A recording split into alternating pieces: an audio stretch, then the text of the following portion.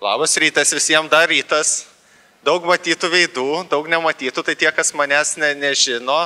Aš esu Šarūnas Narbutas, pagalbos onkologiniam ligonėm asociacijos prezidentas. Ir mes esame pacientų organizacija, kuri veda onkologinius pacientus, tokius kaip jūs čia susirinkę esame ir atstovavome. Aš pats pacientas, sergu leukemija 10 metų.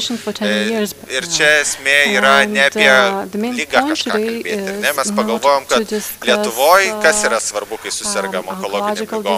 Kaip maitintis, sportuoti, nesportuoti, daryti, nedaryti. What you should eat, how you should eat. Jis yra Kembridžo profesorius, jis to srity, jis yra onkologas, 30 metų dirbantis su pacientais. Kiekvieną dieną kaip skirtingi onkologai, ar ne, yra gydo pacientus, tačiau jis taip pat domisi ir mitybą, sergant vėžių, fizinio aktyvumo svarbą ir reabilitaciją, ar ne, po gydymo, ką reikia daryti.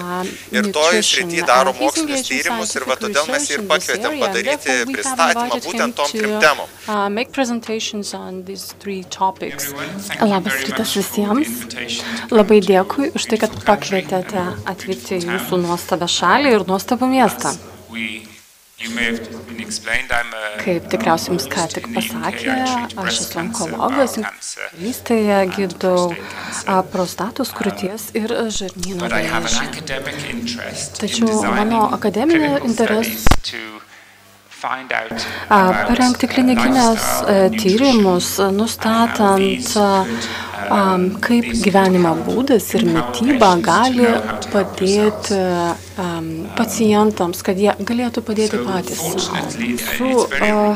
Labai svarbu tai, kad vėžio gydymo šansai didėja visą laiką. Kada aš pirmą kartą tapau konsultantu, buvo tik 50% tikimybė išgyventi po vėžio, po susirgimo krūties vėžių, o dabar ši tikimybė yra 84%.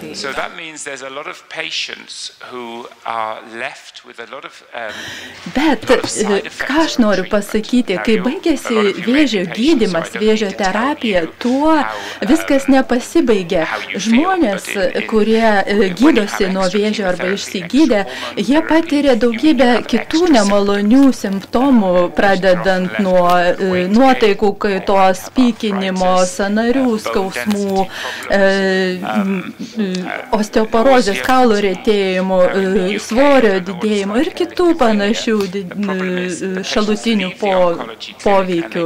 Ir ką tada daryti? Žmogus jau yra ne onkologijos pacientas, bet jis dar kenčia nuo įvairiausių nemalonių simptomų, o vyriausybės požymių, valstybės požiūrių jis jau nėra onkologijos pacientas, tai kur jį dėti?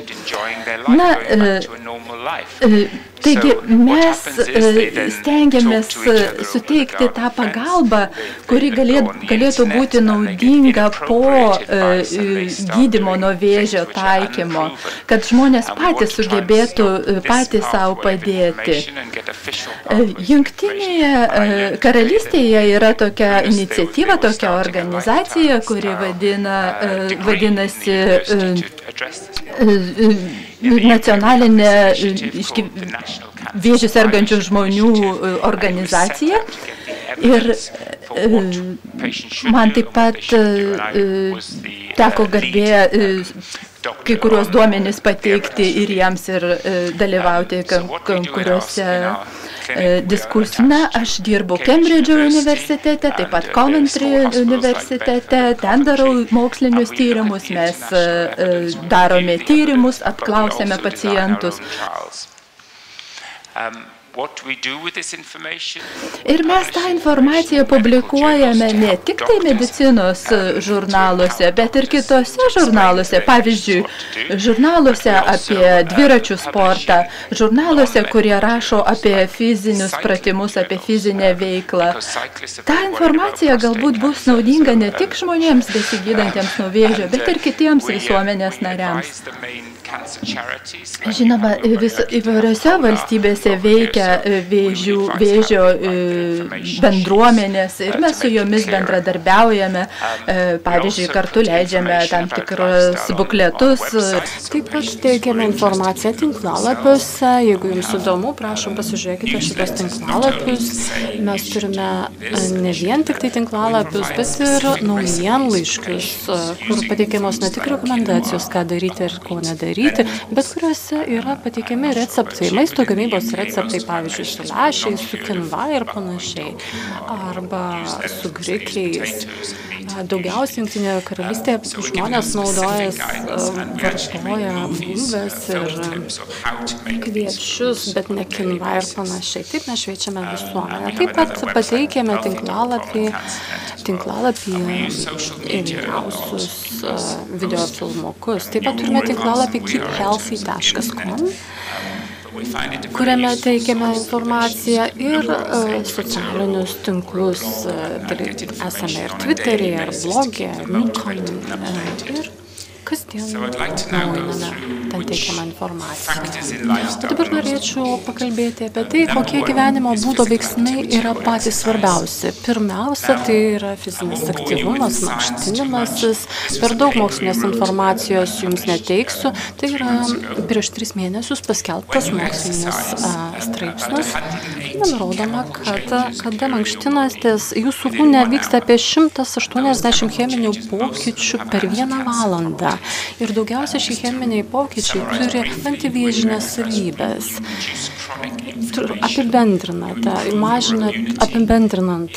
Gerinate sportuodami savo imunitetą, didinate antioksidantų skaičių, mažinate chroniškus uždegimus, taip pat mažinate perteklinį insuliną, gerinate epigenetinę raišką. Kitaip tariant, jeigu yra jūsų genai tam tikri, kurie yra labiau paveikiami vėžio, tie genai yra tarytum išjungiami ir yra aktyvinami kiti genai. Taip pat yra reguliuojamas testosteronas ir estrogenas. Ar tai reiškia, kad tai padeda kovoti su vėžiu? Taip. Yra daugybė studijų, maždaug 1 milijonas pacientų yra ištirta, 30 stambių tyrimų medžiaga yra paskelbta visame pasaulyje.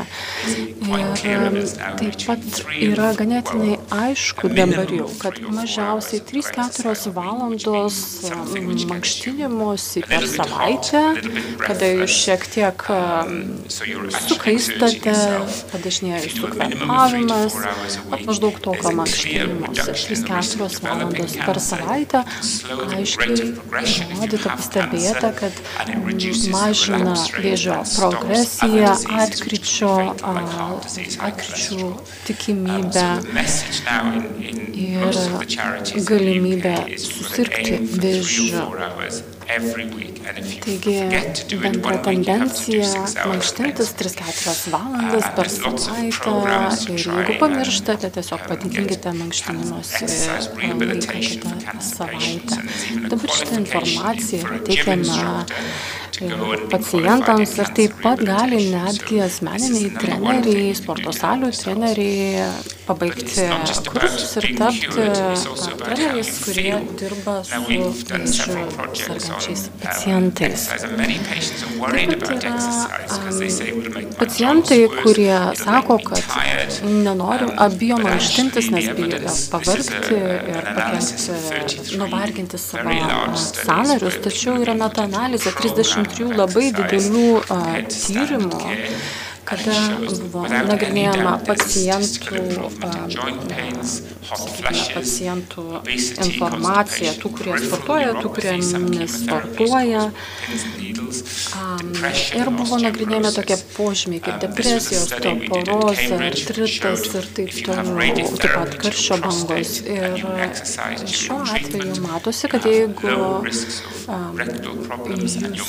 gavote gydymą, radioterapinį gydymą nuo prostatos vėžio, tai reiškia pagerėja aktyvinė funkcija tam tikrais atvejais, nelaikymo problemos ir rektalinis toksiškumas. Jungtinėje karalystėje galima tiesiog kartu gauti ir susidaryti savo asmeninę treniruočių programą kaip papildomą priemonę. Kokie kiti veiksniai? Nutukimas. Jeigu esate nutukę, jūsų vėžio susirgimo rizika yra apie 30% didesnė. Tačiau kita vertus, jeigu jau turite vėžį, sergate vėžiu, tai 14 ir esate nutukę, 14% padidėja jūsų vėžio atkryčio tikimybė. Žinoma, gydytojai kartais ir slaugytojai sako, kad galėsite ir vėliau mesti svorį, tačiau esmė ta, kad chemoterapijos metu dauguma pacientų priauga svorio, todėl pradėjus chemoterapiją iš karto reikia suderinti mitybą, kad atkristų svoris. Ir jeigu numetate svorio, jūsų rizika sumažėja, kitaip tariant, bendra būklė organizmo pagerėja.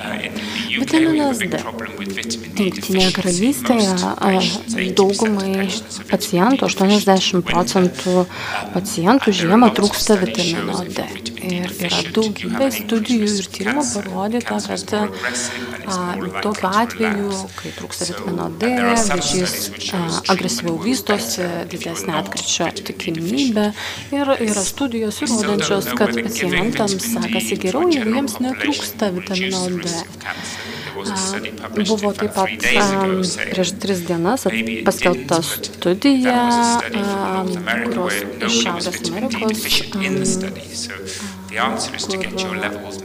kur buvo nagrinėjama, ar papildomas vitamino D davimas pagerina, sakykime, informaciją, tai nebuvo patvirtinta, bet tuo metu pacientams netrūko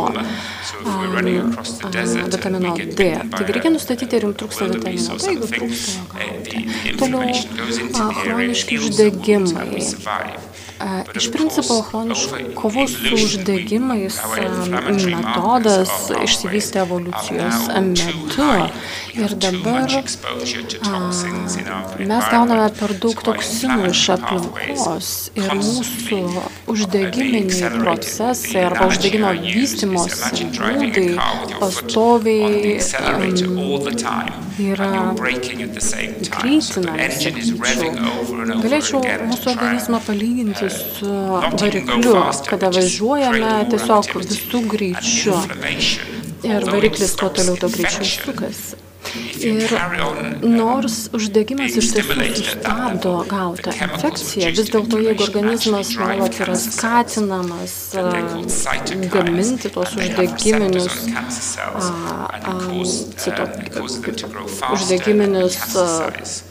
sakykime, procesus ar produktus, dabar didėja citokinų kiekis, kuris skatina vėžinių ląstelių vystymusi.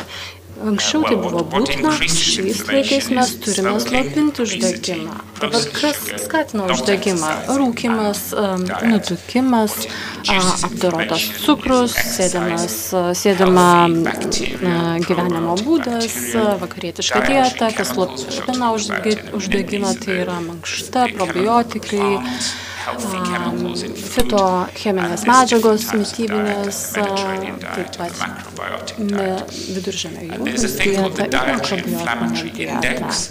Taip pat yra vadinamasis dietos uždegiminis indeksas. Galima pasižiūrėti į jį ir nustatyti, ar ta dieta skatina ar slopina uždegimą. Pavyzdžiui, štai šitas maistas, vakarietiška dieta didina jūsų uždegiminį indeksą, pigi mėsa, per daug riebalų, kepta mėsa, kviečiai, bulvės, o kas mažina uždegiminį indeksą, tai yra viduržemio jūros dieta, tai yra minus 3,95. Tai yra daug vaisių daržovių, aliejaus, o makrobiotinė dieta yra pati geriausia, jai įeina daug kinvos, grikių, taip pat ankštinių, žalumynų ir taip toliau. Tai pavyzdžiui, jei įeina mėsos sriuba, kuri iš tiesų turi didelį bakterinį kiekį, ir tikrai labai slopina uždegiminius procesus. Bakterijos yra labai svarbios, ypač pavartojus antibiotikus arba gavus chemoterapiją. Kiek žinau, kefyras yra vienas iš Lietuvoje paplitusių produktų, kuriuose yra didelė bakterinė terpė, taip pat rauginti kopūstai, taip pat mėsos sriuba, kimči, natos, fermentuotos sojos pupelės ir taip toliau. Ko mums reikėtų vengti, kas yra neigiama? Mums reikėtų vengti kancerogenų. Tai yra cheminės medžiagos, kurios žaloja mūsų genus ir dėl kurių kyla genų mutacija ir taip prasideda vėžiniai susirgimai. Iš tiesų, kancerogenų yra didelė daugybė ir aš apie juos visus per valandą nepakalbėsiu, bet kas juos sukelia. Tai yra asbestas, jonizuojanti spinduliuotė, rūkymas, apdorotas cukrus, dantų nevalymas, manau, kad apie tai nepagalvojate. Turėtumėte paaiškinti vaikams, kad po 20 metų, jeigu nevalysite dantų, tai galite sukelti savo žarnyno vėžį, taip pat išmetamosios dujos, netinkamas miegas ir kiti veiksniai. Atsiprašau, čia kiek tokia moksliškos dalykai, bet kada mes kalbame apie kancerogenus, kas nors gali pasakyti, kad o kas jeigu aš jau sergu vėžiu, bet iš tiesų tai yra svarbu ir šiuo atveju, nes kad vėžys nuo sugadintos DNR, sužalotos DNR išaugtų iki naviko, jis turi praeiti daug etapų. Kad jis pirmiausia turi augti greičiau, jis turi praeiti angiogenezės fazą, metastazuoti, įsiskverbti į organus, sukurti, išauginti kraujagyslės ir taip toliau. Ir daugybė dalykų priklauso ir nuo mūsų. Mes galime kontroliuoti būtent šituos vėžio vystymosi kelius. Kokiais būdais? Aš jau kalbėjau apie rūkymą, kad jis yra kenksmingas, bet dauguma žmonių galvoju, kad dėl rūkymo galima susirgti plaučių vėžiu arba galvos kaklo vėžiu. O čia yra duomenys apie žarnyno vėžį, kurie nurodo, kad jeigu žmogus rūko, tai relapsas, tai yra tikimybė vėl susirgti arba žarnyno vėžiu didėja dvigubai. Tas pats pasakytina ir apie sergančiuosius krūties ir kiaušidžių vėžiu. Jeigu rūkote, padidėja dvigubai atkryčio tikimybė. Toliau alkoholis. Per daug alkoholio, aišku, yra žalinga, kalbant apie krūties vėžį, viena, dvi taurės vyno gali būti netgi naudinga, tikrai nežalinga. Kalbant apie alų, jeigu ne per daug irgi yra galimas, taigi jeigu vartojate alkoholį, jo tiesiog nevalgykite. Cukrus yra kancerogenas ir kuo toliau, tuo daugiau pripažįstame, kad tai yra labai blogas produktas. Jis sukelia ir širdies smūgius, ir nutukimą, ir diabetą, ir nuovargį. Netaip seniai šią savaitę paskelbėme straipsnį, kuriame aprašoma, kas vyksta su kūnu, kada jį patenka apdorotas cukrus. Ir iš tiesų poveikis yra gąsdinantis. Žmonės sako, kad jiems reikia cukraus, nes jie nuvargę.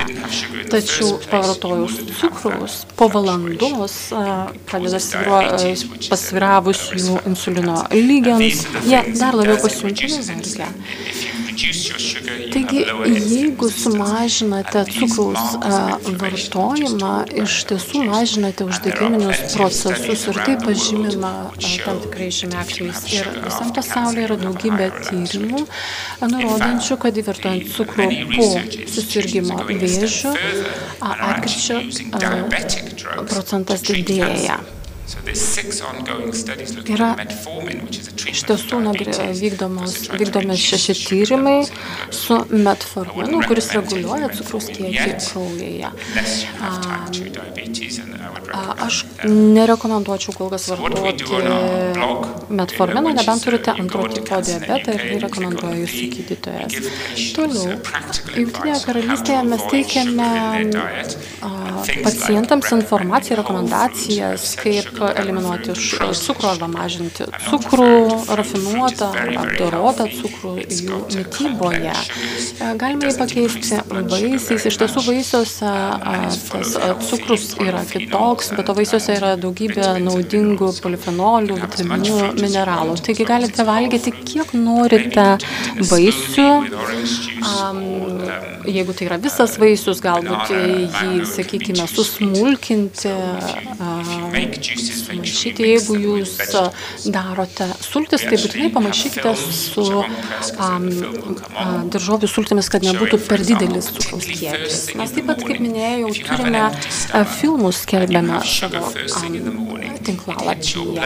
Jeigu iš karto ryte gaunate cukraus, jis patenka į jūsų kraują ir iš karto padidinate uždegiminį procesą nuo pat ryto.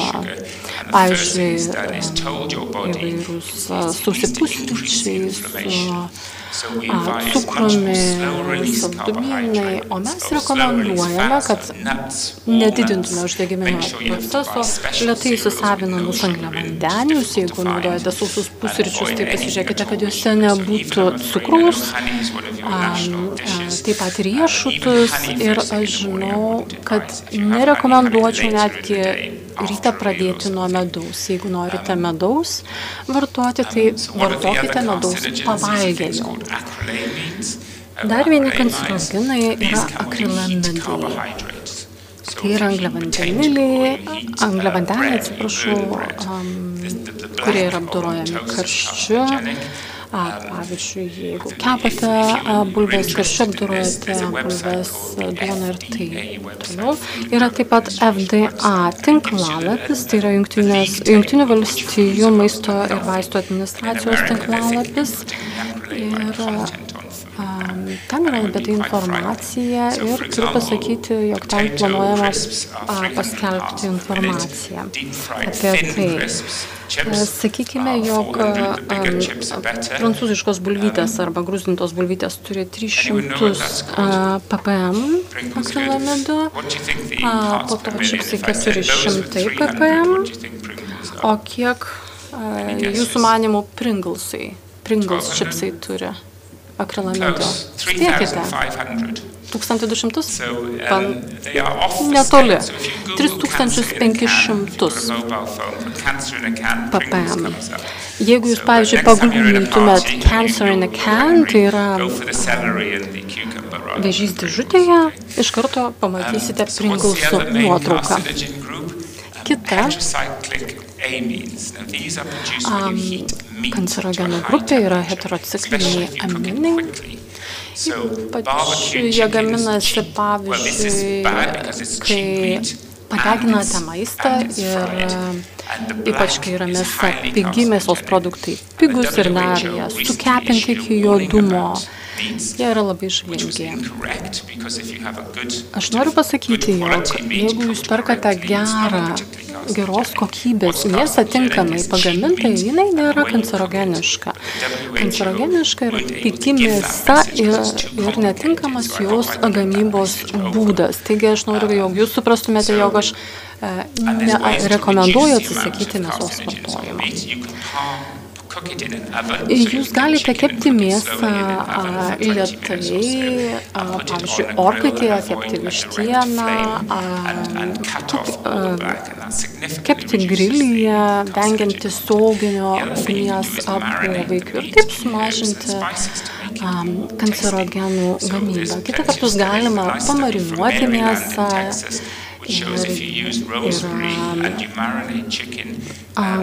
skanesnė, taip pat naudoti prieskonius. Marylando tyrime nurodyta, kad jeigu marinuojama mėsa ir naudojamas rozmarinas, tada kancerogeniškumas kur kas mažesnis, ypač jeigu vartojama mėsa tokiu atveju kartu su daržovėmis. Jeigu, pavyzdžiui, einate į vakarėlį, ten gaunate perkepintos dešros, Pringlesų ir geriate lengvuosius gėrimus, užpakuotus tada limonadus, tada darote viską, kad susirgtumėte vėžiu. Ir kaip tik tai teigiama, sakykime, vaisiai, daržovės, tinkamai paruoštas maistas turi priešingą efektą. Todėl į tai mums reikėtų orientuotis. Jau minėjau kai kurias žolėles, prieskonius, bet yra tokių medžiagų, kurie vadinami polifenoliai, kurių yra tiesiog gamtoje. Ir daržovės ir vaisiai būtent dėl tų polifenolių gražiai atrodo, skaniai kvepia ir yra skanus. Ir iš tiesų jie mums yra labai naudingi, padeda sustabdyti diabetą, padeda kovoti su vėžiu, yra kaip prevencinė priemonė nuo vėžių.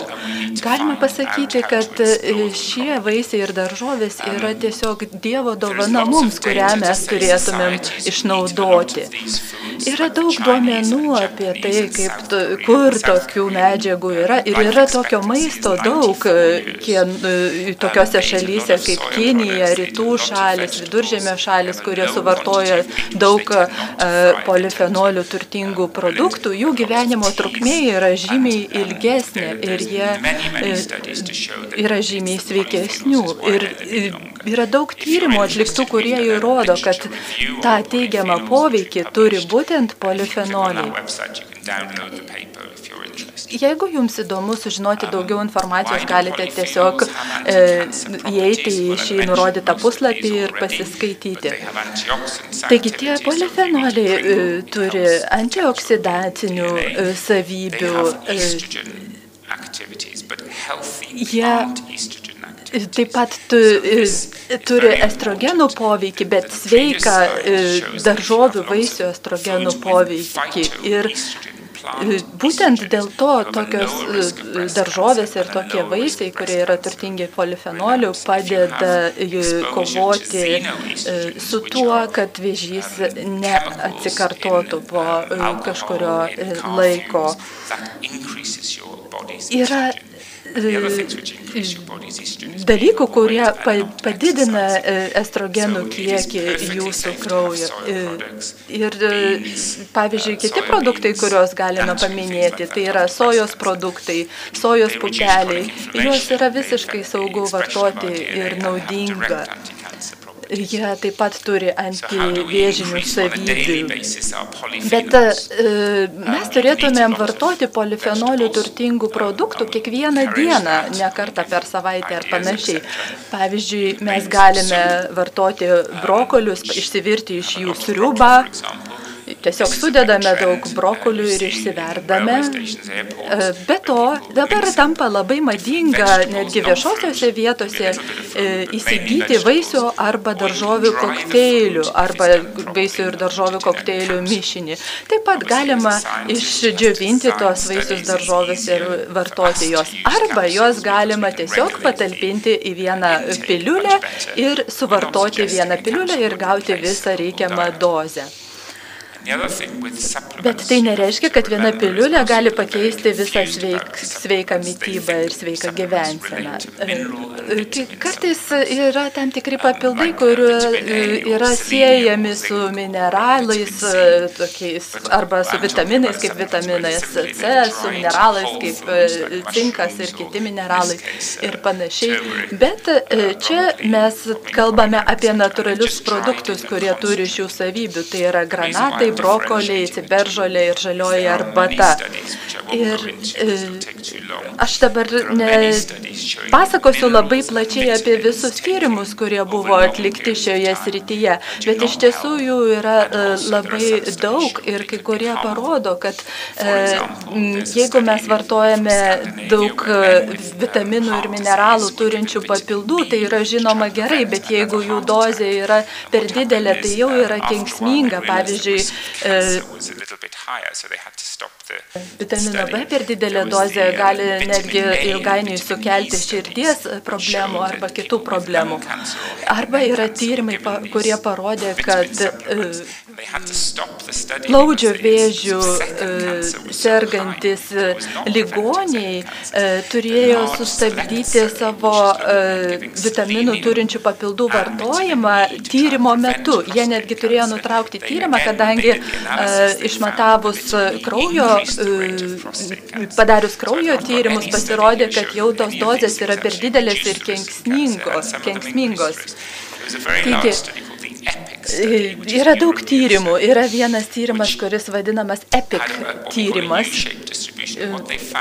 Ten buvo nustatyta vartojimo tokia U formos skalė ir buvo tyriami pacientai, kurie vartojo folį ir tas turėjo jiems sumažinti vėžio riziką. Bet jeigu jau jie pavartojo per daug jo kiekio, tai ta rizika vėl pradėjo didėti. Taigi esmė yra tokia, kad svarbu neperdozuoti, nesuvartoti per daug, kad ir naudingų produktų. Ir būtent tokie tyrimai, tokie prieštaringi duomenys sukelia daug sąmyšio ir patiems gydytojams. Kartais jiems sunku nuspręsti, ar reikia skirti papildą, ar kokį nors vaistą ir kiek.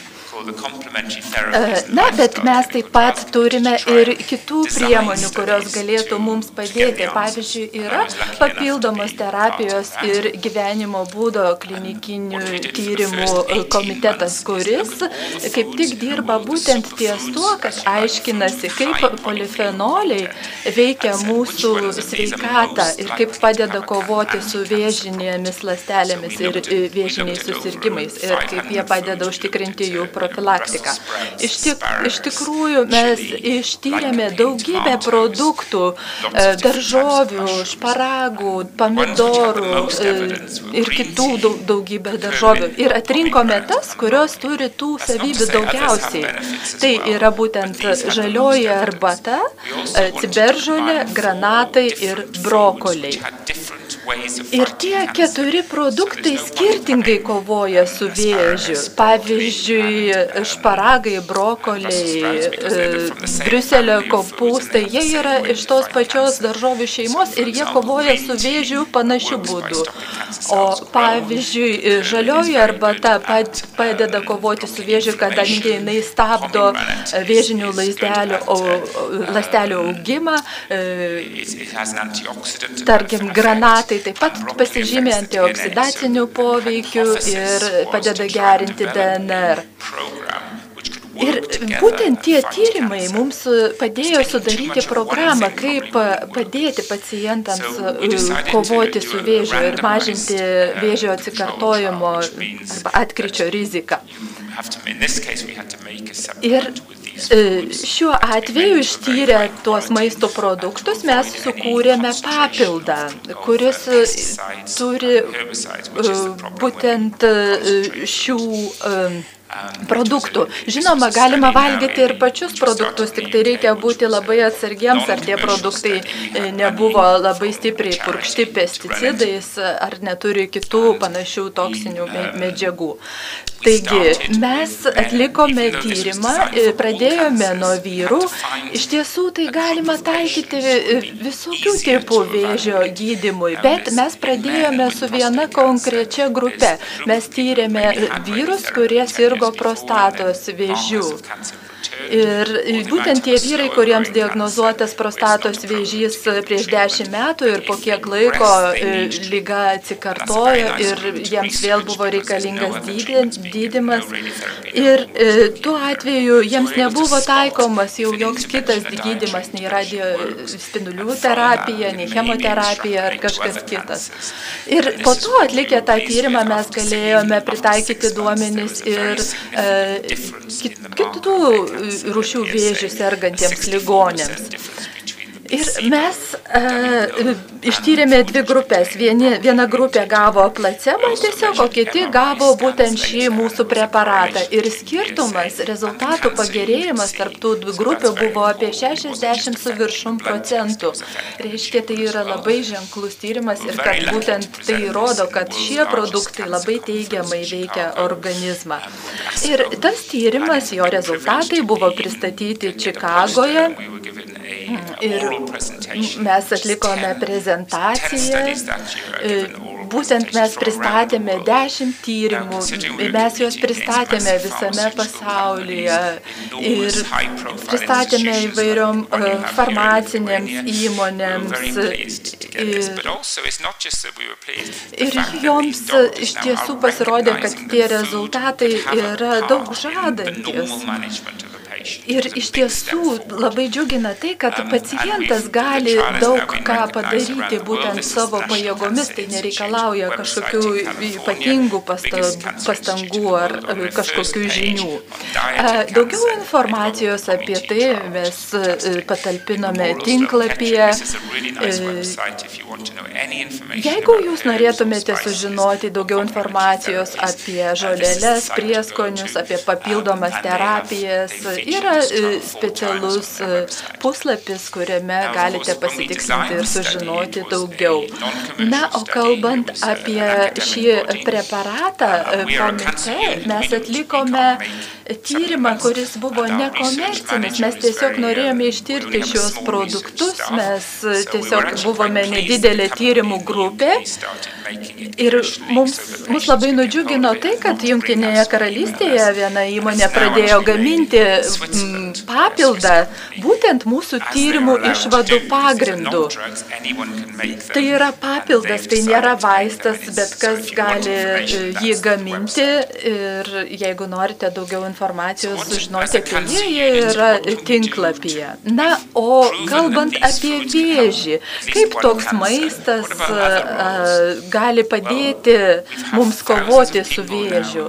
Na, šiuo metu šį preparatą naudoja tūkstančiai žmonių visame pasaulyje ir mums siunčia laiškus pasakodami apie tai, kaip jiems tai padeda.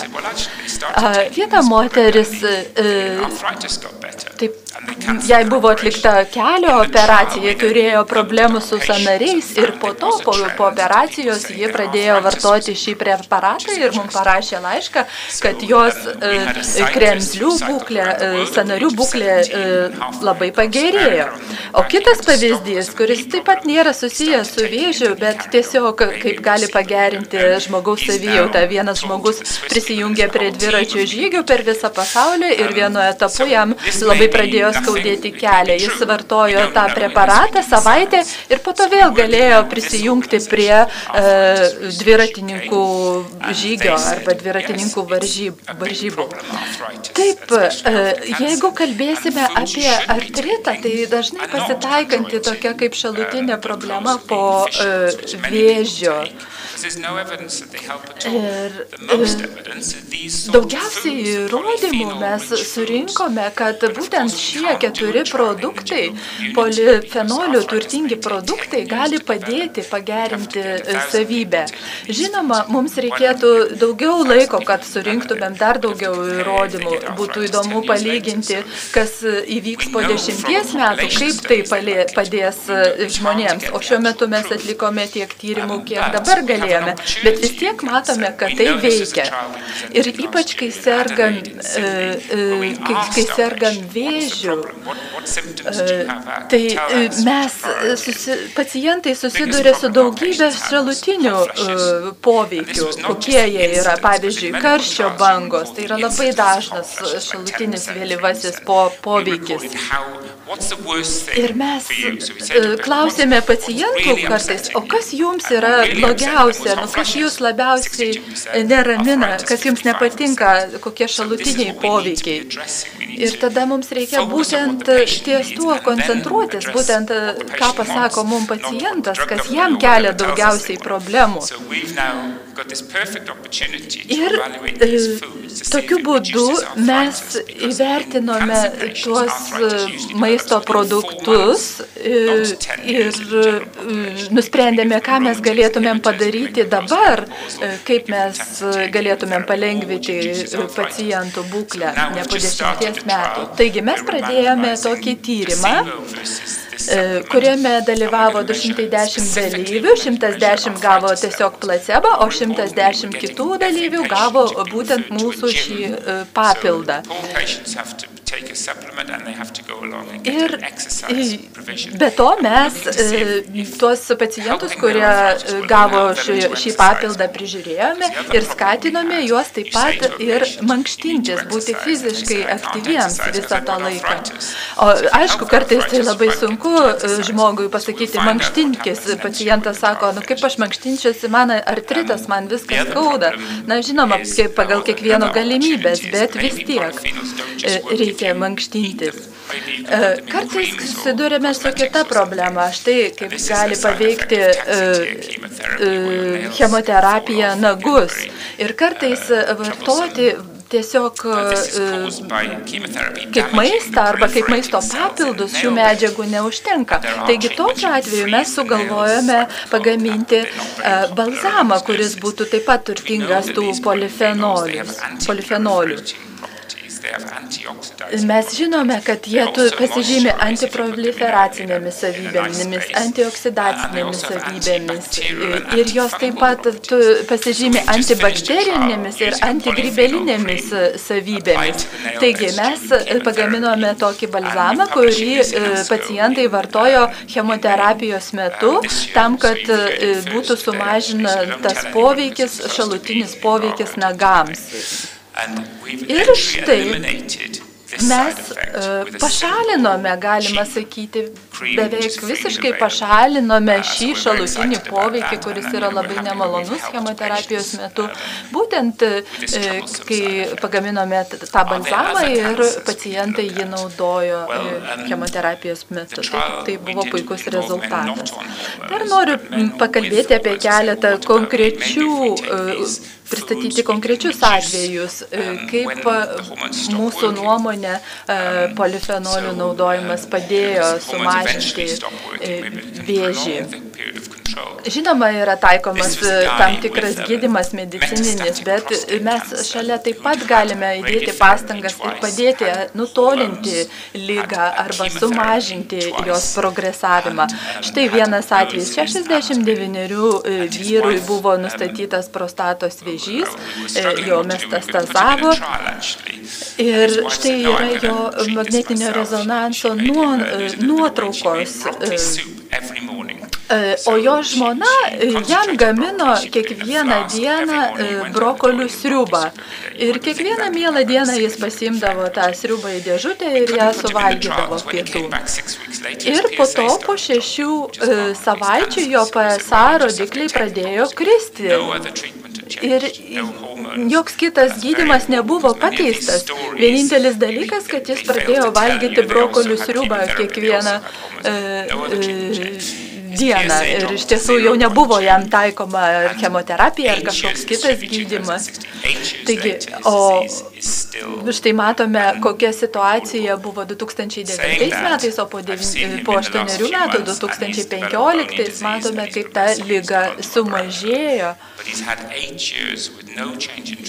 Ir būtent jis laimėjo 8 metus, kai jo situacija labai pagerėjo.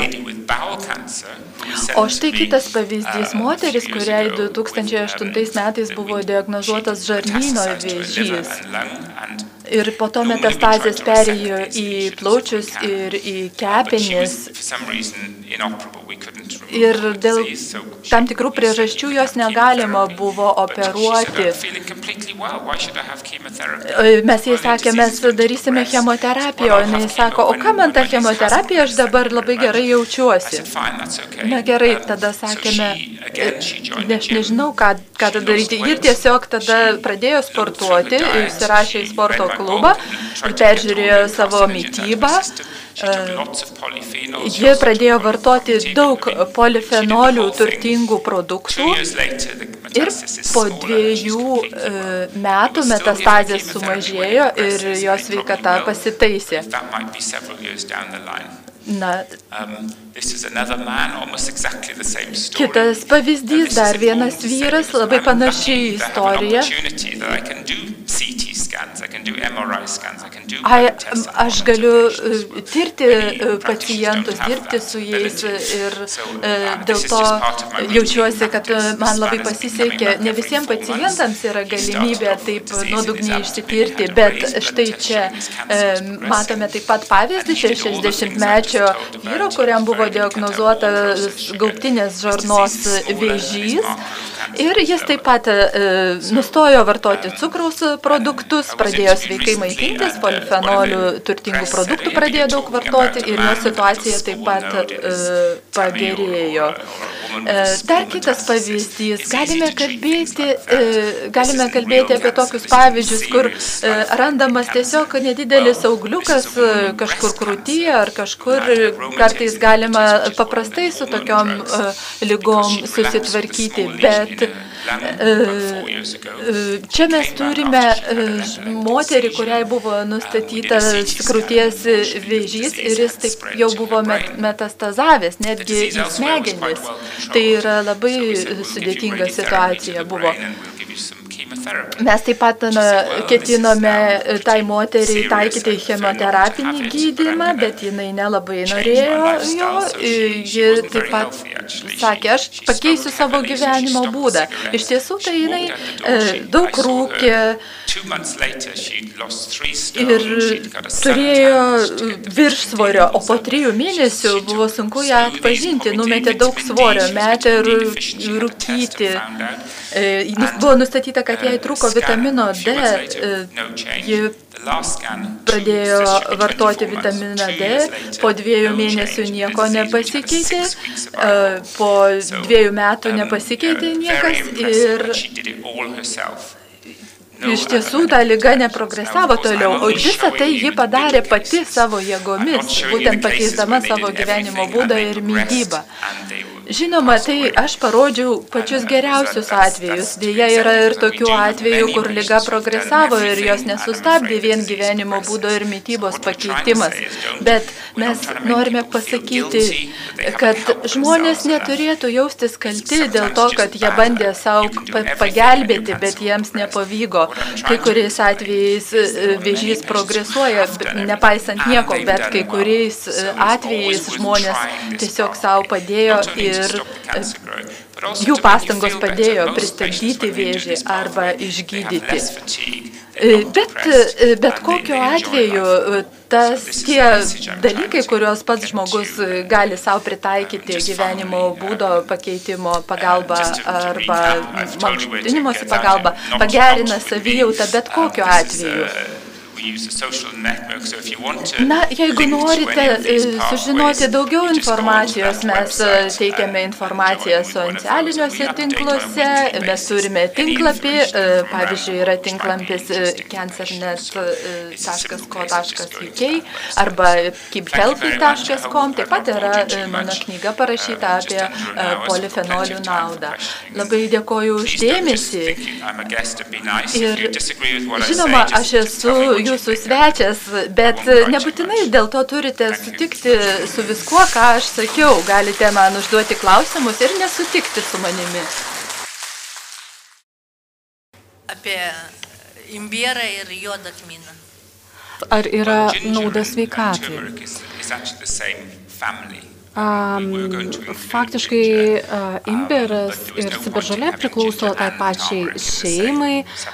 Mes galvojame tyrėme, bet iš principo turėti tą pačią šeimą ir jų derinimą vienoje kapsulėje nevertėjo. Todėl turiu pasakyti, kad iš tiesų imbieras yra labai naudingas ir jeigu jūs, pavyzdžiui, turite smulkintuvą maisto, tai galima į kokteilius įsidėti papildomo imbiero. Faktiškai jisai padeda esant pykinimui prie tam tikrų vaistų, pasidrono. Ir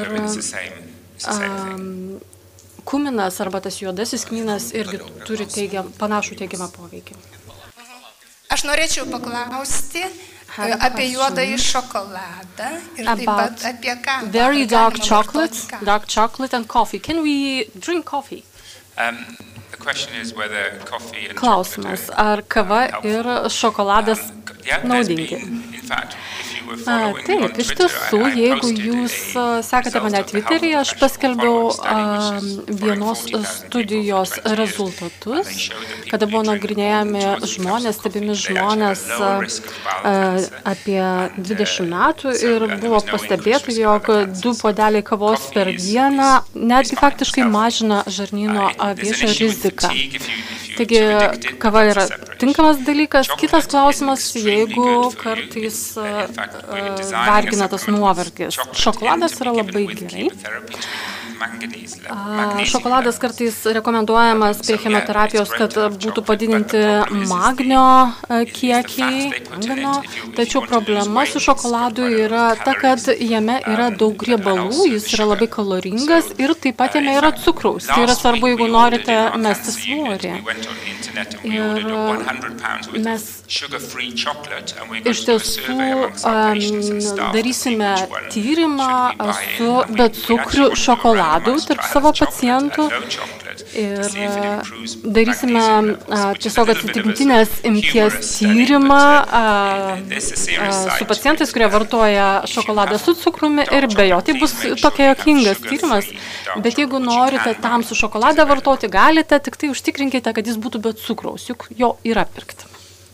Chemoterapijos metu ar galima vartoti during chemotherapy and after it, can we use shiitake mushrooms, the Chinese mushrooms? Can we use them during and post chemotherapy in case of bowel cancer? Aš manau, jūsų klausimas susijęs su to, ar jums kelia nerimą antioksidantų lygiai. Tai kolorektalinis, tai buvo šiitake. Cordyceps. Cordyceps grybai iš tiesų yra labai įdomus grybai. Artrito tyrime mes faktiškai pridedame šitos grybus prie pomėtė maisto papildo ir mažesniuose tyrimuose parodyta, kad yra tam tikrų priešvėžinių savybių nedidelių, bet neturime stambių tyrimų ir iš tiesų tas produktas yra tikrai įdomus. Sakyčiau, kad tyrimų kol kas nepakanka, bet tai, ką pastebėjome, tai yra tikrai įdomu. Yra gandų, kad jo vartojimas yra priešingas chemoterapijai, bet mes neturime tam įrodymų. Jeigu onkologai sako, kad nevartokite grybų ir taip toliau, kad chemoterapiją gaunate, tai galima iš tiesų nusišypsoti ir pasakyti, kad šiandien rytoj nevartosiu. Tačiau buvo 4 tyrimai, kurių metu nustatyta, kad kurkuminas ir polifenoliai turtingas maistas faktiškai pagerino chemoterapijos rezultatus, pastiprino chemoterapiją, bet jūsų onkologai žinos geriau. Norėjau paklausti jūsų nuomonės apie What is vitaminą your D. opinion Kaip about galvojate, vitamin kokiu pagrindu jį D? geriausia naudoti? Nes labai prieštaringi visi Based rašo. on Vienur what basis rašo, kad should we geriausia use naudoti it? aliejiniu pagrindu, kitur In rašoma, what kad form geriausia should we use vandeniniu it? pagrindu. Oil Ir kitas form klausimas or seleno nauda. other forms? Kaip jūs manote, Another ar question reikalinga about onkologijos selenium ar būtina? Ačiū. intake. Do we need it? Is it necessary in case of oncology diseases? Taip, vitaminas D ir selenas. Aš jau minėjau vitaminą D. Jeigu trūksta vitamino D, didesnė rizika sirgti vėžiu, relapso arba atkryčio rizika didėja, agresyvaus vėžio rizika didėja. Jeigu dar netliktas tyrimas dėl pakaitinio vitamino D. Buvo atliktas tyrimas Šiaurės Amerikoje, kurio metu nurodyta, kad kurio metu tyriama, ar iš tiesų papildomas vitaminas D dideliai populiacijai, didelių skaičiui gyventojų mažina vėžio riziką. Bet iš tiesų buvo vykdomas tyrimas, nors jo rezultatai nebuvo daug žadantis, su gyventojais, kuriems netrūko vitamino D. Aš manau, kad reikia atlikti tyrimą su žmonėmis, kuriems trūksta vitamino D, kad galima būtų pakelti jo lygį iki reikiamo lygio. Taigi, jeigu kalbėsite su nuomonės lyderiais apie turimus tyrimus ir jei paklausite, reikia pakelti vitamino D iki reikiamo lygio, žinoma, jie pasakys taip. Todėl pirmiausia, pasimatuokite vitamino D lygio. Mes žinome, kad žmonės, kurie matuoja vitamino D lygį, beveik visada trūksta. O forma? Kokia forma? Aš neužilgo, aš apie tai dar kalbėsiu. Taigi, du klausimai. Pirmas klausimas, ar vartoti vitaminą D, jeigu jo trūksta? Taip. Antroji. Sakykime, kitas variantas, kaip geriausia gauti vitaminą D, ar ne? Nusipirkite Ryanair bilietą ir nuskriskite ten, kur yra daug saulės. Tai yra geriausias būdas gauti vitamino D. Geriausiai gauti natūraliais būdais, jeigu neišeina iš maisto, riebi žuvis ir taip toliau. Ir trečias būdas būtų maisto papildai. Ir visiškai nesvarbu, ar tas vitaminas D yra vandeninis, ar supakuotas tabletės, ar aliejus, ar jūs purškėtės. Dabar dėl seleno. Dauguma žmonių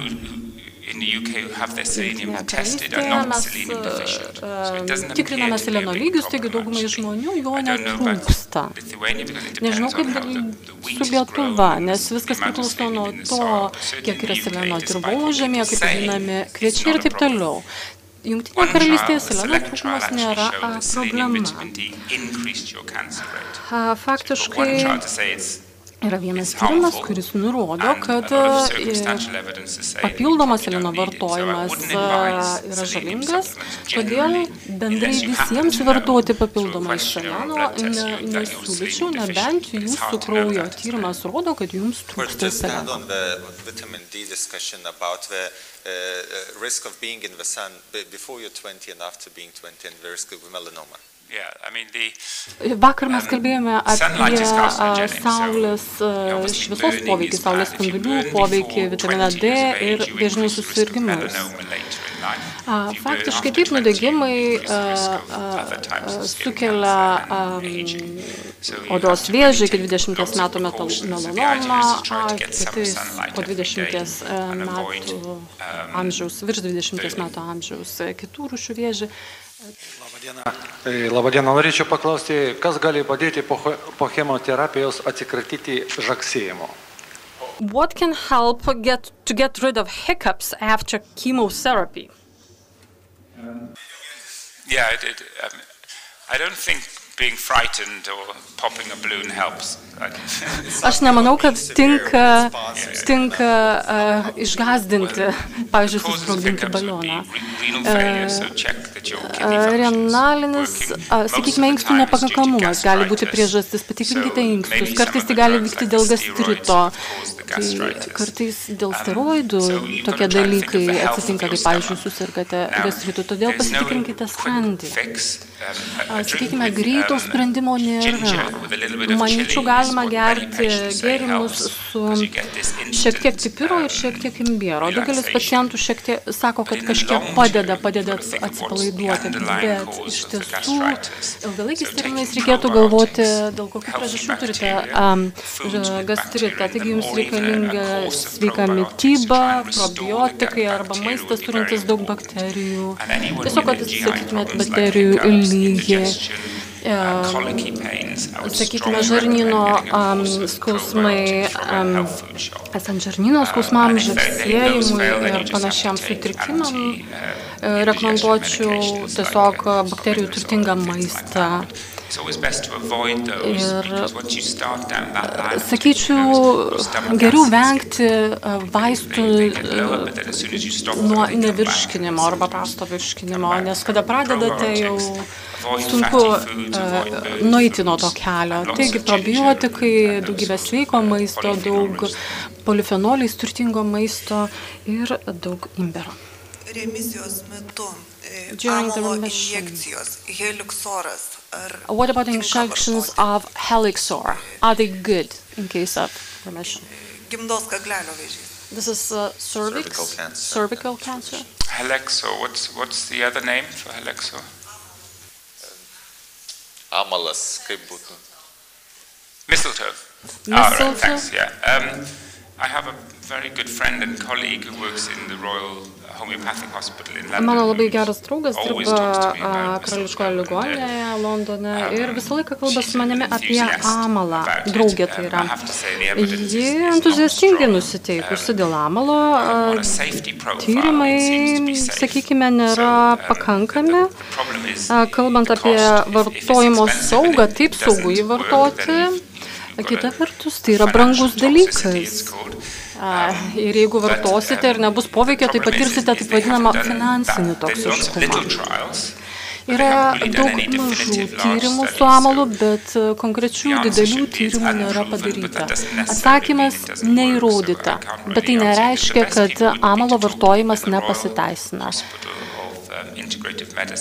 Integruotos medicinos Karališkojoje ligoninėje yra specialistai, kurie dirba su amalu. Manyčiau, kad verta nueiti į jų tinklalapį. Turėčiau 2 klausimus. Vienas būtų, ar chemoterapijos metu vartoti pomite galima, gydant prostatos vėžį, ir antras, gal plačiau šiek tiek apie medaus vartojimą. Could you please provide more detailed information about honey?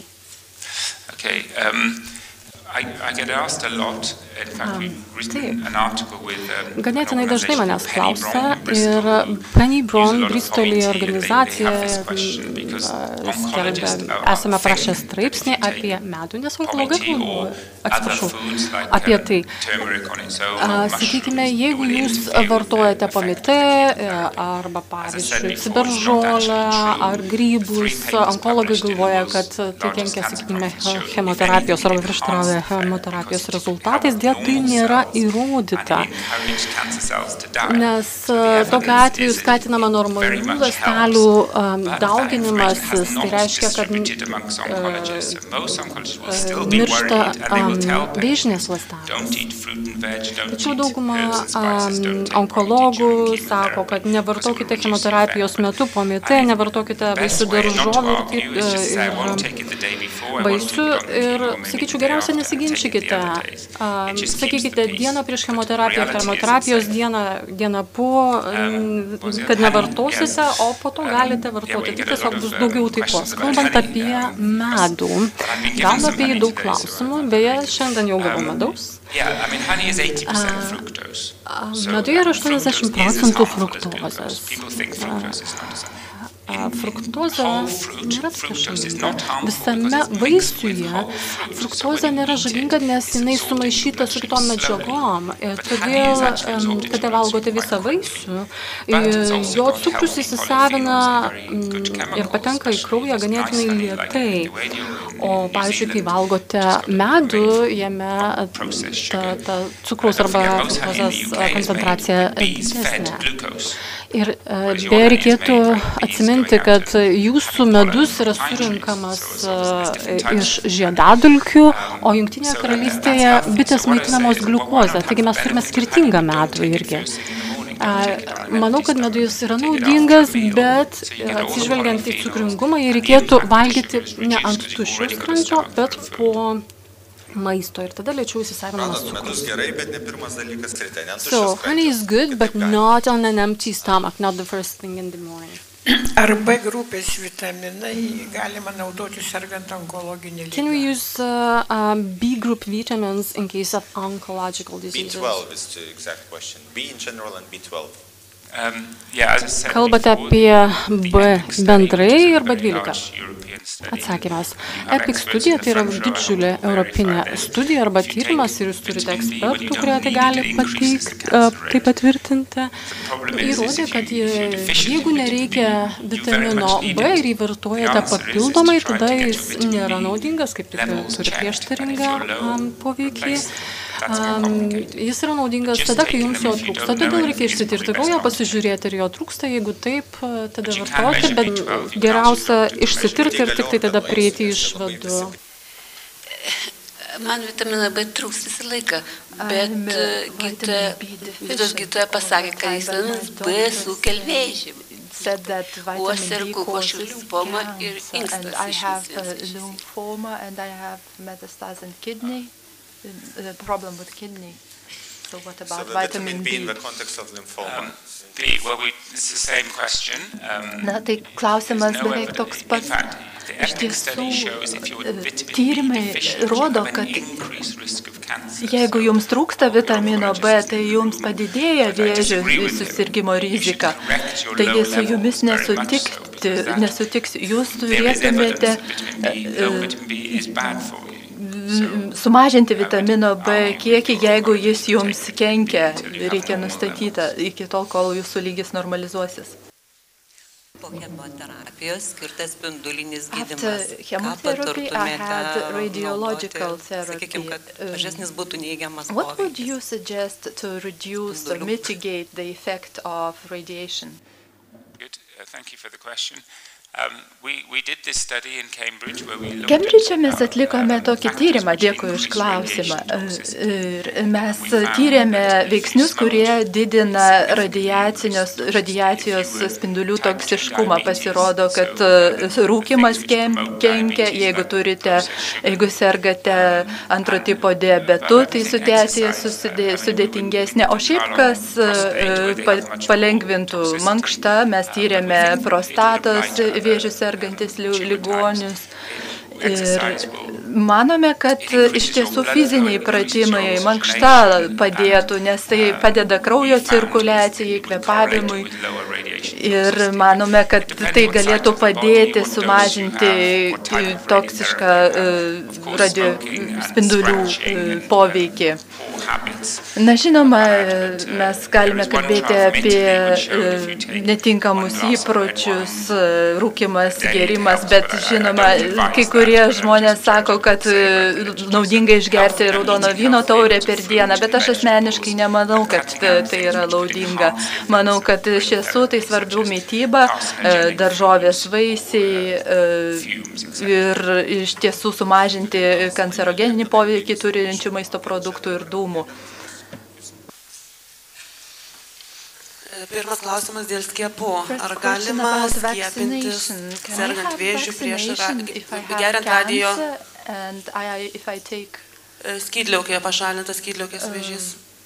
Ar galima skiepintis ir ar veiksminga geriant radioaktyvų jodą? O kitas klausimas, kaip sustiprinti organizmą po radioaktyvaus jodo išgėrimo? How do I strengthen my body after radiotherapy? Vaccinations, you mean like if you're going on holiday or something, or Apie kokius konkrečiai skiepus jūs kalbate? Yeah, so, well, as oncologists, we are trying to discover new vaccines against cancer. Onkonologai stengiasi išrasti naujus skiepus nuo vėžio. Iš tiesų atliekame daug tyrimų. Mes tiesiog norime išrasti naujas vakcinas, naujus skiepus, kurie padėtų kovoti su vėžiu. Bet ką mes tų tyrimo metu pastebėjome? Jeigu jums buvo taikoma chemoterapija ir jūs susirgote vaikiškomis vadinamomis ligomis, vėjaraupiais ar panašiai, tai gali sumažinti jūsų imunitetą skiepas ir pamirškite tada imunitetą prieš tą jau didžiąją ligą.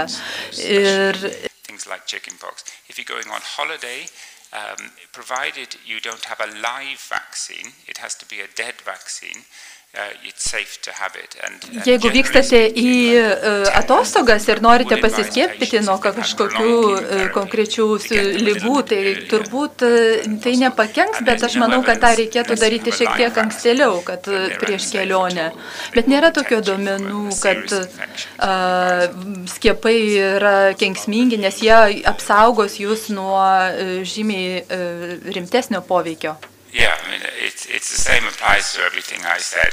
You have to have a polyphenol. Kaip sakiau, taip pat būtų naudinga valgyti daug polifenolių turtingų maisto produktų ir mankštintis, pakeisti savo gyvenimo būdą. Jeigu mes kalbame apie žarnyno ligas, apie žarnyno veiklą, čia svarbu siekti probiotikų aktyvumą, nes jeigu jų trūks, jums žarnyno veikla gali sutrikti ir dėl to reikia atkreipti dėmesį, kad vartoti probiotikus, kad atstatytumėm žarnyno florą. Visą tai susiję. Kitas klausimas susijęs su cinamono vartojimu. Ar galima, ar saugu jį vartoti, kai yra taikoma chemoterapija. Nemanau, kad jie būtų kenksmingi, kai yra taikoma chemoterapija. Cinamonas yra įdomus prieskonis, turi antidiabetinių savybių. Ir kai mes kūrėme savo maisto papildą, mes į cinamoną taip pat atkreipėme didelį dėmesį, galvojome, gal ir jį verta įtraukti. Taigi aš iš tiesų skatinu cinamoną vartoti. Dar vienas klausimas raštu.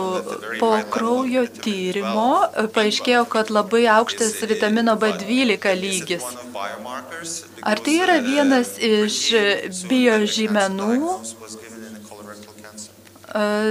vėžiui? Ne, B12 yra tiesiog vitaminas, kurį gauname su mėsa ir jeigu jums taikoma chemoterapija, tai jūsų organizmas gali būti šiek tiek sutrikęs ir vėliau gali tekti. Geriama soda naikina vėžio ląsteles, ar čia iš tikrųjų teisybė ir kaip naudoti, jeigu taip įmanoma. Ačiū.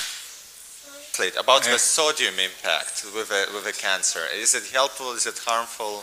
What to do about it? Sodium to drink, you mean, or to eat? Jūs kalbate apie geriamąją sodą. Viskas priklauso nuo jūsų kraujo spaudimo ir sodos lygio organizme. Jeigu natrio lygis krenta ir jeigu kyla problemų su kraujo spaudimu, galbūt reikia pavartoti papildomai natrio, bet jeigu kraujo spaudimas yra normalus, tai tada galbūt ir nereikia. Žinoma, mes kalbame apie biologinius terapijos būdus, kurie gali turėti kažkokių šalutinių poveikių. Ir patarimas pacientams taip pat pasikonsultuoti ir su kardiologais, ką daryti, jeigu yra aukštas natrio lygis kraujyje ar panašiai. Labą dieną. Aš pusryčiams naudoju natūralų jogurtą, bet su vaisiais. I have natural yogurt for breakfast, no sugar with fruit. Is it bad when I get too much sugar in my body? And another question related to water which is rich in alkaline. Yeah. Kaip jau minėjau, natūralus jogurtas yra puikus, jis turi natūralių bakterijų, probiotikų, vaisiai taip pat yra gerai. Nėra taip, kad jie 100% saugus, bet jie yra rekomenduojami vartojami. Ir ypač gerai, jeigu jūs turite savo užsiaugintų vaisių savo sode. Puiku. Dėl šarminio vandens yra visa teorija. Jeigu jūs valgote polifenolių turtingų maisto produktų, jūs natūraliai gaunate reikiamo šarmo kiekį, jums organizme jis susinormalizuoja. Taigi, šarminimas organizme vyksta dėl sveiko maisto vartojimo, to negalima peršokti. Nereikia šarminti vandens, sakyčiau taip. I'm trying to get a question, okay, it's a long story. After the chemotherapy and radiotherapy, po chemoterapijos ir spinduliuotės atsirado šalutinis poveikis diabetas, tai buvo po krūties vėžio. I had diabetes. It's breast cancer with ARCH2 negative. This is basal type, and what would be the standard therapeutical option? Tai koks būtų gydymas, koks būtų galimas gydymas ar patarimas? Yeah, HR2, it's not, I can't see if it's triple negative. Nežinau, ar trigubai neigiamas rodiklis, ar 3 minusai trigubai neigiamas. It's very difficult to have a conversation with Labai hereditary sunku breast cancer. If kalbėti they ER positive, it's nice. You can say I can have tamoxifen or aromatase inhibitors, and that's something vėžį you've galima got to take, and it feels patients feel reassured. But when you're triple negative, you know it's atlikti slightly worse tyrimą. Ir jeigu prognosis. mes And there's turime nothing you can rezultatą, suggest. kur yra We spend a lot trigubai of time about neigiamas, the lifestyle, trigubas obviously. minusas, tai If you're type 2 diabetes, the best thing is sunku to go on pasakyti to dėl diet, and if that's gydymo. still raised, Nes take jeigu jūs dar metformin. turite diabetą, tai Number of reikia galbūt oncologists are atkreipti very low dėmesį į threshold to give metformin to cancer patients because of the maitinimą. evidence I showed you about sugar. Nes taip pat reikia kalbėti apie cukraus vartojimą. Aš jau rodžiau savo prezentacijoje, koks kenksmingas gali būti cukrus. Buvo dar vienas tyrimas atliktas ir buvo įrodymų surinkta apie aspirino vartojimą. Buvo galvojama, kad gal reikėtų aspiriną vartoti. Tai buvo nustatyta, kad krūties vėžio atveju galbūt būtų naudinga aspirino mažom dozėm kažkiek tai vartoti kasdieną. Bet iš tiesų tie duomenys nėra tokie užtikrinti, kad galima būtų pasakyti, kad tikrai tai veikia.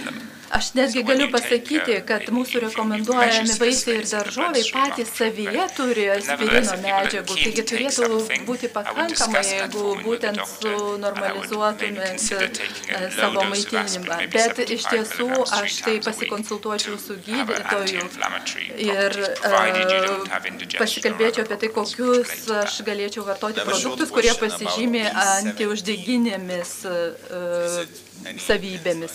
Kitas klausimas, B17 vitaminas. Aš manau, kad abrikosas ir abrikosų kauliukose jo yra. Iš tiesų tai yra tokie nepatvirtinti duomenys, nebuvo atlikta išsamių tyrimų, nes mes atliekame tokius rimtesnius, platesnius tyrimus, kur jau galime užtikrintai pasakyti, kokių medžiagų yra, bet šiuo atveju, manau, taip.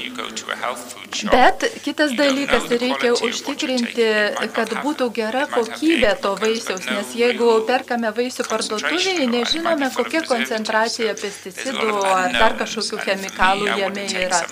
Taigi aš asmeniškai kažko tai nepirkčiau, jeigu nežinočiau, iš ko jis padarytas ar kaip užaugintas. Ar tuščias skrandis ir vaisius. Ar galima ant tuščio skrandžio valgyti vaisius? Taip, 100%. Vaisiai, daržovės yra labai sveika. Žinote, jeigu valgote vaisius, žalius vaisius, tai cukraus kiekis nekyla. Ar vėžių sergantis pacientai gali lankytis saunoje? Taip, sauna ir masažas. Manęs dažnai klausia apie masažą. Tai yra visiškai saugu. Daug yra tyrimų padaryta, kurie tai patvirtina. Apie saunas buvo padarytas tyrimas Suomijoje. Sauna gali sumažinti širdies ligų riziką, tai gali būti naudinga ir tiems, kurie serga vėžiu. Taigi, visais atvejais sakyčiau, mėgaukitės masažais, mėgaukitės sauna, tai nepakenks. O kaip dėl buvimo saulėje, buvimo šiltose kraštuose, šiltose vietose ir nepersideginamu? Na, aš tai tiesiog vis tiek savo pacientams patarčiau ir pats, jeigu galėčiau, tai visus susodinčiau į lėktuvą ir išvežčiau keliom savaitėmis šiltuosius kraštus pasimėgauti. Aš norėčiau paklausti, ar žiemą, pavyzdžiui, akite lys galima? And in winter, when it's minus in temperature, I have a prostate cancer. Can I go swimming into very cold water in the lake, for example, or in the sea? Well, congratulations and well done you can do that. Sveikinu, jeigu jūs galite tą daryti, išdrįstate. Na, taip, žinau, kad Suomijoje yra tokių ekstremalių saunų, kai jūs pasikaitini ir šoki į aketę ar į šaltą ežerą. Aš žinau, kad vienas mano kaimynas tą darė, bet tai yra pavojinga, gali būti pavojinga organizmui toks šokas. Mano kaimynas, kuriam buvo apie 40, tą darė ir po to jam buvo širdies sutrikimų, jis mirė. Bet jeigu jūs tą galite daryti atsargiai, tai sveikinu. In legs after the surgical intervention and chemotherapy, what can you do to just help relieve lymphedema? You mean lymphostasis? Yeah.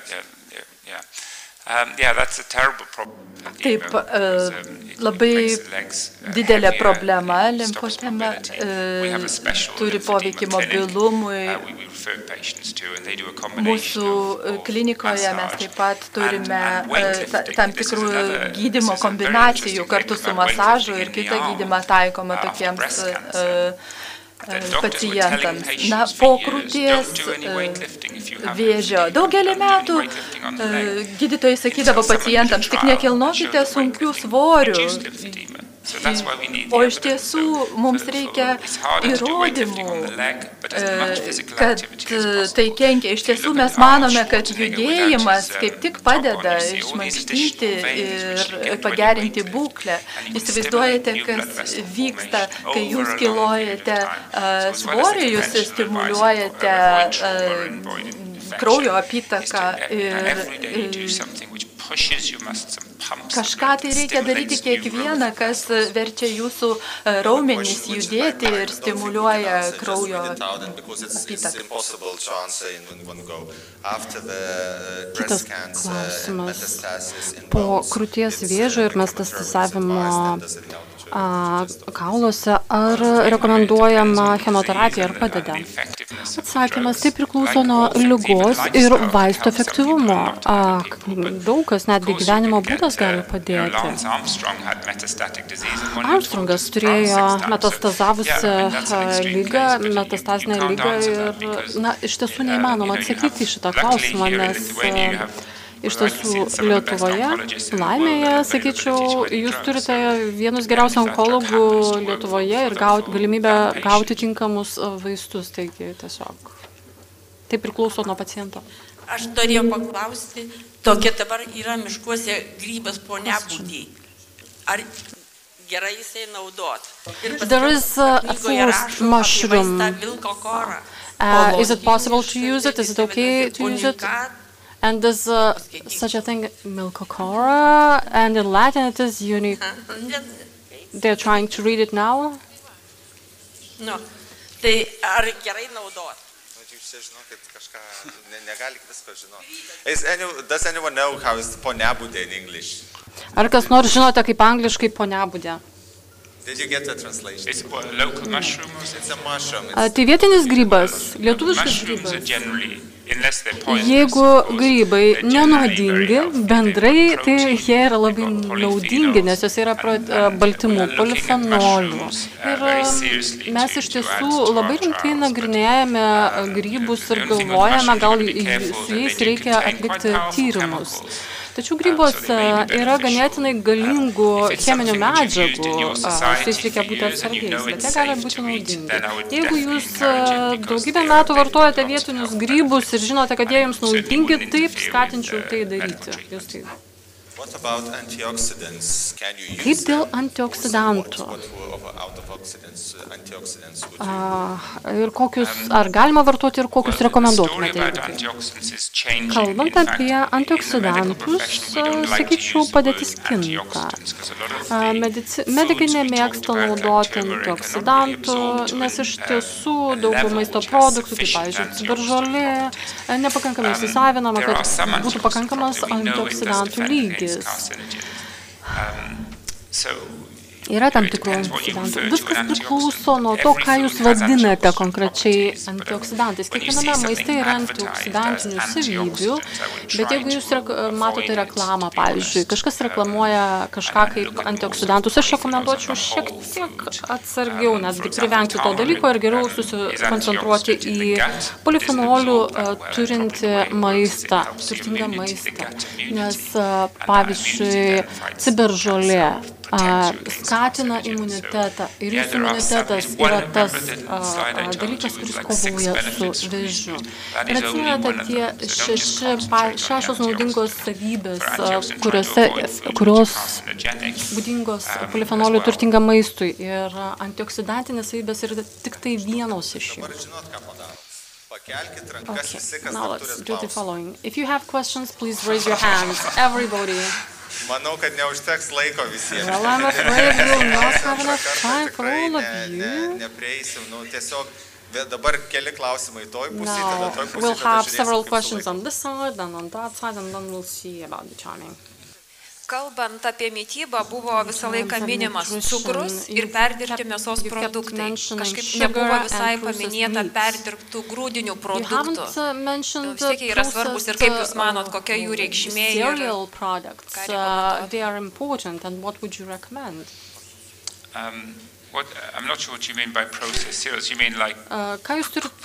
Ką jūs turite omeny perdirbti grūdinį? Jūs turite omeny ten sausus pusryčius, kukurūzų dribsnius?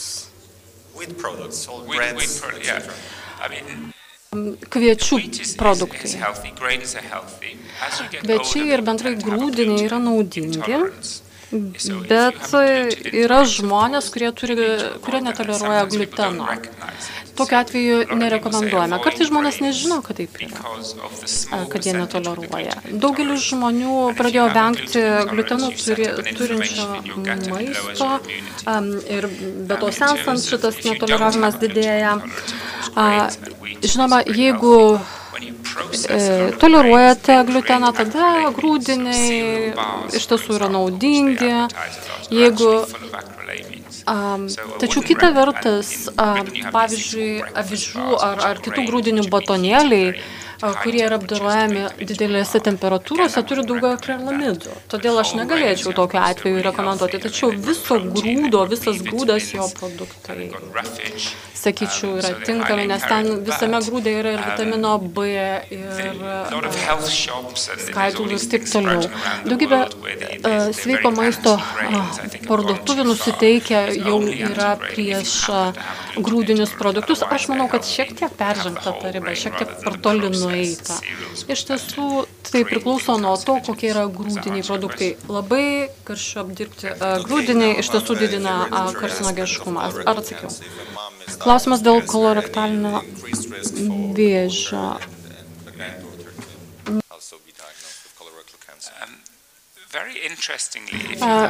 Vėžių serga mama. Ar didėja mano vėžio rizika? Atsakymas. Jeigu yra tikimybė, kad galite sirgti vėžių, galite būti paveldėtis vėžys arba polinkis į vėžį, dar svarbesnis tampa gyvenimo būdas ir jo pasirinkimas. Dar svarbiau, pavyzdžiui, yra mankštintis, pavyzdžiui, tas kolorektalinis žarnų vėžys. Dar svarbiau yra mankštintis. Taip, sakykime, buvo tirti žmonės, kurie turi polipus arba tam tikrus tiesiosios žarnos sindromus, gaubtinės žarnos sindromus. Buvo jiems duodami polifenolių turtingas maistas ir tiesiog pastebėta, kad mažėjo polipų formavimosi greitis. Kalbant apie maistų, brokolį, ciberžolė, žalia arbata ir taip toliau, jie vartojant į vidų mažina šių dalykų formavimąsi. Taip pat aspirino tyrimas yra vykdomas ir žiūrima, kaip aspirino vartojimas veikia polipų formavimąsi. Todėl tyrimai yra iš tiesų vykdomi tyrimai ir daugeliui žmonių, kuriam formuojasi šitie polipai, gauna šiuo metu aspiriną. Kieno preparations of seaweed fruit satanus? If I can read it right. Jeigu paspausite ant mūsų tinklaraščio, jūs pamatysite 3 receptus, kaip gaminti maistą patiekalus iš jūržolių.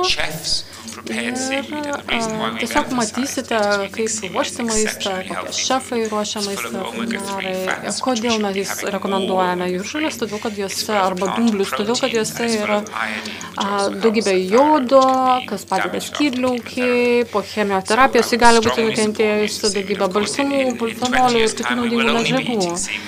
Aš manau, kad po 20 metų mes visi valgysime jūržolės, dumblius, nes nebeliks žuvies ir vienintelis dalykas jūrose bus vien tik tai jūržolės, dumbliai. Sakyčiau, tiesiog pasistengkite integruoti į kasdienį gyvenimą šiek tiek dumblių. Pavasarį daug giros, negiros sulos šiemet. Ar sula yra naudinga, ar negalima jos padauginti? Is it okay to use it and can we overdose it?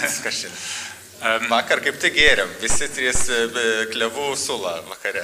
Yesterday I had it, maple sap. Aš taip pat geriau tą sulą, skonis buvo nuostabus. Aš manau, kad mes vakar apie tai kalbėjome. Kada medis augina naujus lapus, formuojasi pumpurai, jie sprogsta ir tada polifenolių lygiai labai išauga. Ir greičiausiai tas sulos skaičius, sulos skonis yra polifenolių. Mes kaip žinome, polifenoliai yra labai naudingi sveikatai.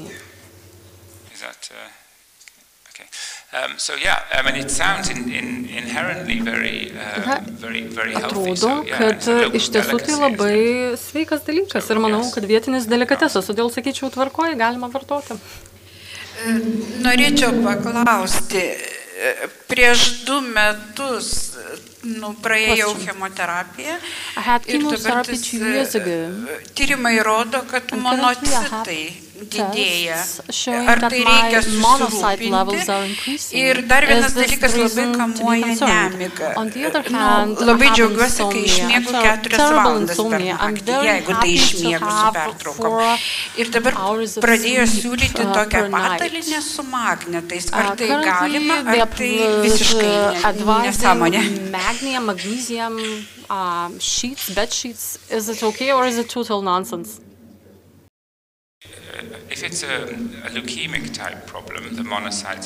Jeigu problema yra leukemijos tipo, monocitų lygiai gali būti problemiški, tačiau kalbant apie kitus atvejus, tas nedidelis svyravimas iš tiesų neturi jokių, sakykime, pasekmių. Taigi neutrofilų skaičius yra svarbus, kalbant apie nemigą. Iš tiesų, nueikite keep healthy, calm, polifenoliai ir atsiprašau, yra ten nurodyta, kaip pagerinti miegą, yra taip vadinamoji miego higiena, sakykime, ten nurodoma, kada mankštintis, sakykime, arčiau miego laiko, vengti kofeino po pietų, vengti cukringo maisto, vėlgi grįžtame prie cukraus.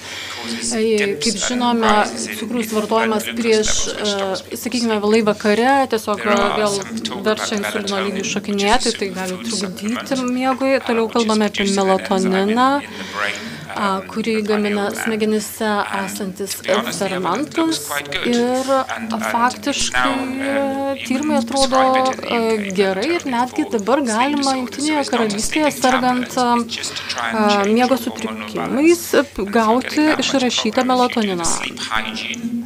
Taigi, jeigu pirmiausia laikysitės miego higienos taisyklių, mankštinsitės dieną, sumažinsite cukraus kiekį, jeigu nepasiteisins, aš pabandyčiau melatoniną vartočiau apie 6 savaitės po 1 mg valandą prieš miegą. Turėtų atstatyti hormonų lygį. Produktas iš sojos nato kinazė. Ar jinai tikrai stabdo vėžinių ląstelių mitybą ir blokuoja jų augimą? Ir antras klausimas apie geninas. Ar jisai gali pakeisti chemoterapiją ir radioterapiją? Of cancerous cells and apogenin, can it replace chemotherapy? Are these products you could buy in shops or? Ar jį galima nusipirkti parduotuvėse? Ar tos produktus galima nusipirkti parduotuvėse? Aš iš tiesų nežinau šitų produktų.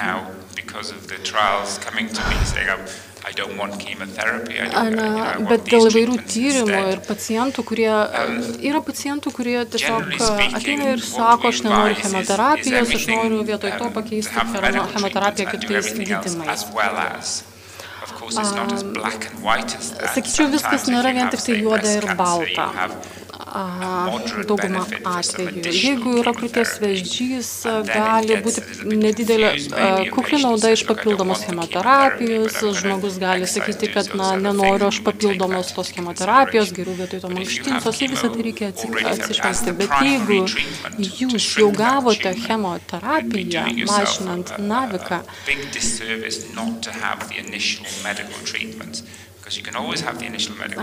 visada reikia praeiti pirminį, sakykime, medicininį gydymą ir tada ir taip pat koncentruotis į gyvenimo būdą. Mes šiuo atveju kalbame apie papildomus veiksnius, kurie padeda pirminiam medicininiam gydymui.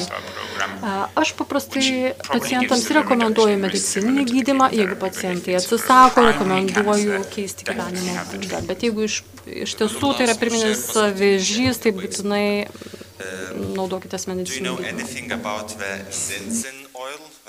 Ar žinote, ką nors apie zinzinio aliejų?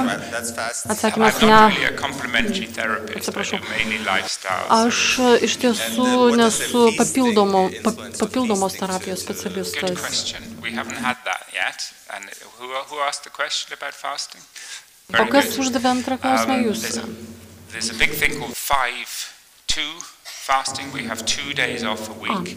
Kaip dėl badavimo? Yra vadinamasis 5-2, sakykime, variantas,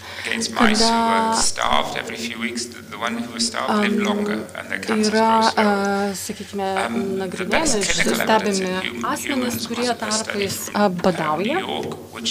Geriausi klinikiniai įrodymai buvo iš New Yorko tyrimo, buvo nagrinėjamas badavimas per naktį ir buvo nustatyta, jog jeigu badaujate 13 valandų, tai reiškia, tarp paskutinio valgymo ir pirmo valgymo kitą rytą praeina 13 valandų, tada labai sumažėja cheminės medžiagos glycosylated hemoglobin, which is a marker for diabetes.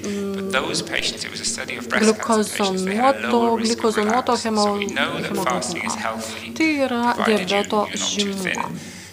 But the most practical is not to do the 5-2, but it's just to have your dalykas ne valgyti 5 dienas ir nevalgyti 2, bet, sakykime, padidinti tarpą tarp paskutinio, tarp vakarinės ir pusryčių. Sakykime, vėlai vakare gerti tiesiog arbatą ar vandenį, o nevalgyti kažką. Ir tokiu atveju jūs ryte valgote riešutus, salotas ir toliau. Tai rekomenduočiau. Sudėtingas medicininis klausimas. Pirminis šaltinis metastazavęs krūties vėžys, metastazės odoje. Chemoterapija buvo naudojama nesuveikė, nepasiteisino, taigi vis dar progresuoja liga ir dėl to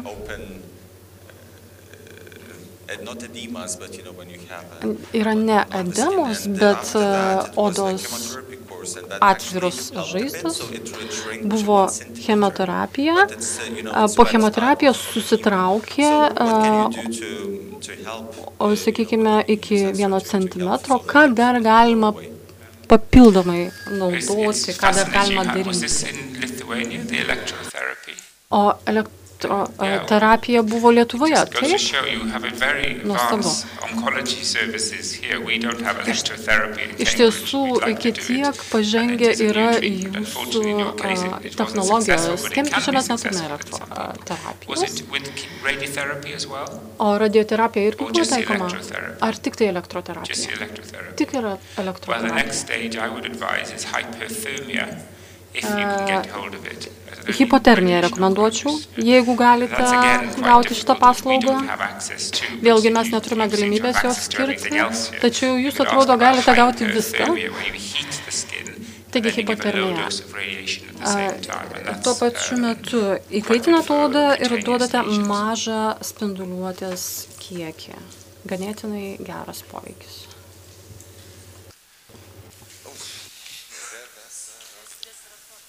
Resveratrol, that's a part of antioxidant. Resveratrolis dalis antioksidanto. Resveratrolis yra raudonasis vyno polifenolis, kaip žinote. Ir daug yra prieštaringų duomenų dėl vyno, nes bendrai vynuogės yra naudingos, resveratrolis todėl, sakykime, kai kuriuose vynuogių rūšyse yra daugiau, kitose mažiau yra resveratrolio. Ar jūs dėl to, sakykime, kai kurios studijos nurodo, kad netgi taurė vyno per dieną yra naudinga. Yra kai kurios studijos, kuriuose parodoma, kad yra naudinga jį vartoti, tačiau kalbant, pavyzdžiui, apie likopeną yra įrodyta, kad jis yra naudingas, jis yra panašus. Tačiau jeigu jūs papildomai vartojate kaip maisto papildą resveratrolį, nėra įrodymo, kad jis yra naudingas. Aš nesu įtikintas, kad tas maisto papildas suveiktų, nors vynuogių valgymas. Aš noriu paklausti, ar žinot CBD kanapės žiedų aliejų? Do you know cannabis flower oil, CBD? Oh, cannabis? Yeah. Yes. Kanapės. Prieš 10 metų Jungtinėje karalystėje vyriausybė leido pradėti tirti kanapes, nes anksčiau buvo kanapės uždraustos. Ir vienas iš mano pacientų gavo sutartį, pagal kurią galėjo vykdyti kanapių tyrimus. Ir iš tiesų dabar mano pacientas turi savo įmonę ir dabar jis gali jau išrašinėti kanapių priemonės. Įmonė norėjo atlikti tyrimus su prostatos vėžiu ir kanapėmis, tačiau nėra daug duomenų nurodančių, kad naudinga prostatos atveju. Yra tyrimai su išsėtinė sklerozė ir epilepsija. Tačiau bendrai kanapės yra sveikatai naudingas produktas, kuris turi ir haliucinogeninių savybių.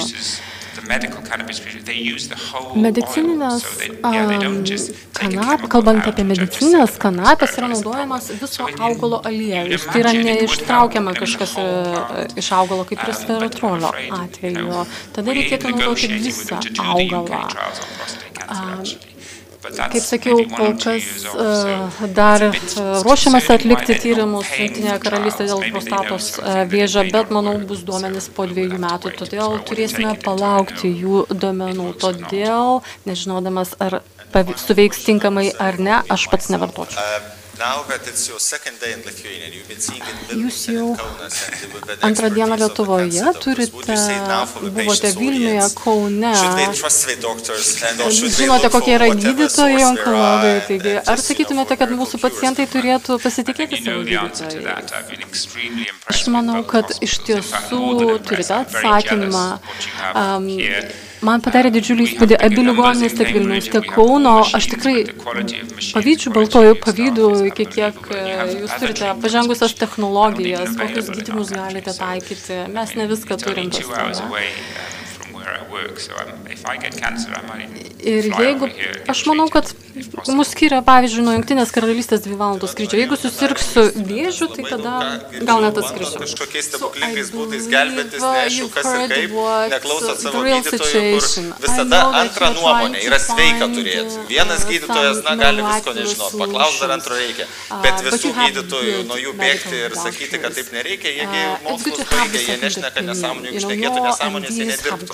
Tai tiesiog ir ką svečias tikrai nuoširdžiai sakė ir man, kad mes turim džiaugtis kokybę mūsų ir onkologinės sistemos ir gydytojų, kuriuom turim problemų ir tas problemas suprantam. Turim korupciją, apie tai reikia kalbėti. Tai nėra gerai. Aš pacientų organizacijų vadovas galiu sakyti, neduokit kyšių gydytojų. Mane gal netinkamoj vietoj tą sakau, bet tai reikia sakyti, tai turi keistis. Antras dalykas, turim tikrai gerus prieinamus būdus Lietuvoje, bet neturim visko. Bet nei viena pasaulio šalis neturi visų įmanomų gydymo būdų. Tai taip, kad nereikia nusiminti. Turim eilės ir ką jūs turite žinoti, kad teisės aktai, ministro įsakymas galiojantis sako, kad nuo tada, kai jums yra įtariama onkologinė liga, iki tada, kada turit pakliūti pas onkologą, turi būti nedaugiau negu 14 kalendorinių dienų. Jeigu kai liga nustatyta iki gydymo pradėjimo konsultacija vėl pas onkologą, nedaugiau negu 14 kalendorinių dienų. Ta dalyka tai yra jūsų teisė tuos dalykus žinoti. Jeigu kažkas neregistruoja, kažko nedaro, tai apie tai reikia žinokit, kad ne jūs esat kalti.